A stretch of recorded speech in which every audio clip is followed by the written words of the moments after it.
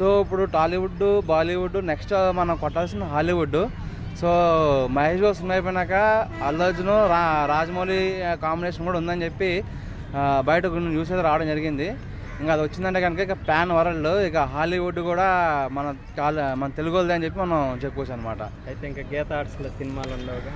ఇక గీత ఆర్ట్స్లో సినిమాలు అన్నా మనం ఏం చేయలేము. అది అన్ని కోట్లు ఎట్లా పెడతారు బ్రో వాళ్ళు? ఇక గీత ఆర్ట్స్ కాదు, ఇప్పుడు బాహుబలి అన్ని కోట్లు పెడతారని చెప్పి ఎవరు ఊహించారా? పెట్టలేదా బాహుబలి అన్ని కోట్లు? ఇక హాలీవుడ్ అయినా సరే మనలో తీసుకొచ్చి పెడతారు. అవసరం అయితే పెద్ద పెద్ద మినిస్టర్లు వాళ్ళు వెళ్ళి పెడతారు. మన ఒక పుష్పలో ఒక డైలాగ్, తగ్గేదేలే అని ఒక డైలాగ్ ఉంది.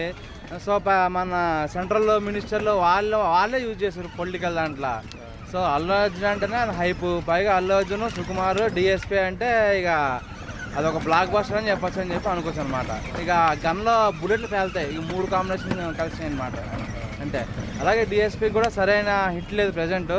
ఇంకా అల్లు అర్జున్, డిఎస్పీ కలిసిరంటే కనుక ఇట్లా ఐస్కాంత్ అతుక్కుపోతారు అనమాట.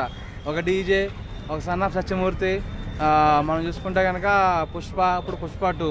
సో నెక్స్ట్ ఇంకోటి పుష్ప 2 రంగస్థలం కూడా కొంచెం మ్యాచింగ్ అవుతుందని చెప్పి అన్నారు. మేబీ అది కూడా చూడాలి.